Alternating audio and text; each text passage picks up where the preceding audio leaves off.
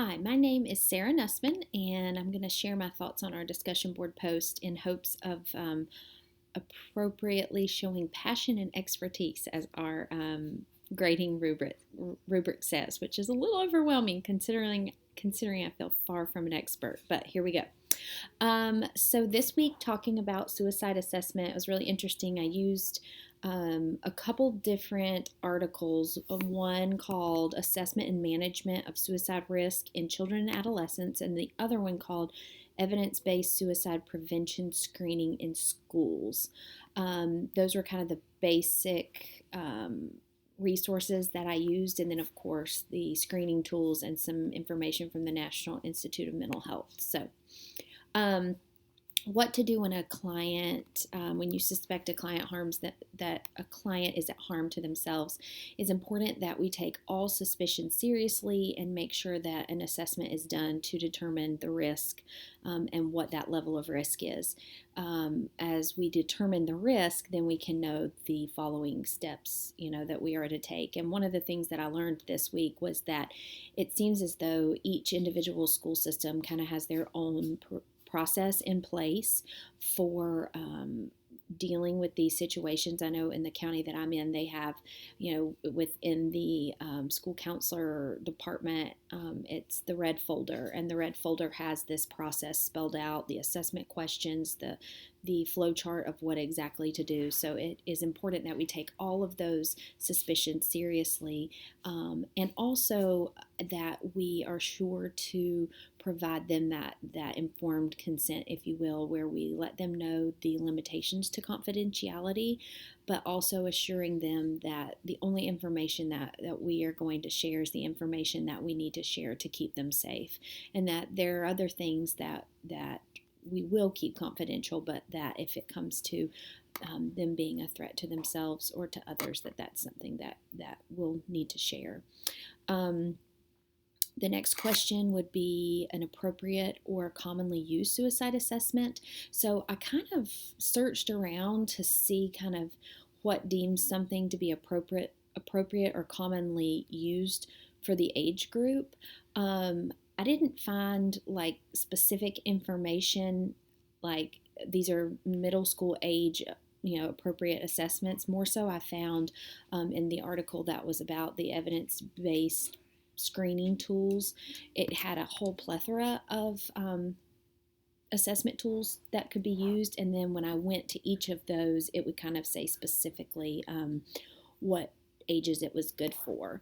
And so the one that I chose was for elementary school age children, and this assessment, the National Institute of Mental Health said it was good for all ages. But the reason that I felt like this one would be appropriate is because it was pretty condensed and concise. One of the other ones that I kind of looked at was the Columbia Suicide Screen, and it, at least the version that I looked at, was about 3 pages, and it was pretty in depth. And when I think about working with those younger kids, I thought it would be more appropriate to use a very direct screening tool. And it was called Ask Suicide Screening Questions. It was 5 questions, and there were some follow-up, but it's a 1-page document assessment, and the questions are: in the past few weeks, have you wished you were dead? In the past few weeks, have you felt that you or your family would be better off if you were dead? In the past week, have you been having thoughts about killing yourself? Have you ever tried to kill yourself? And then, are you having thoughts of killing yourself right now? And then it has next steps based on the evaluation of that screening tool. So I liked the kind of short, direct 5 questions, kind of the simplicity of it for that age group.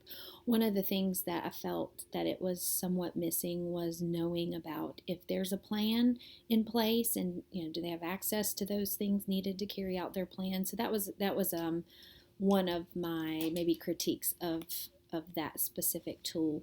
And then thinking about things to consider, I kind of thought about the emotional maybe factors and things to consider in terms of background information about this child. Is there a recent tragedy or loss in their life? Is there past history of mental illness? Is this a reoccurring suicidal ideation or suicide risk, kind of what the background information is, and considering that. And then also, I loved what one of the articles said. The quote was that it's important, quote, normalizing the experience of suicidal thoughts and behaviors and discussing them in a matter of fact manner lowers defenses and leads to more open disclosure. And so I think as we work with kids who may have some fears about being in trouble and how their parents are going to respond and all of those factors, it's important that we kind of consider that. And there was some good language in one of the articles that I read that talked about kind of how we set the tone for safety in their sharing, in kind of the way we invite them into conversation. And I wanted to kind of end with sharing that because I thought this was a really great suggestion. And the quote was to begin with something to the effect of, sometimes when people are feeling upset or going through a difficult time, they have thoughts about hurting themselves or wanting to die.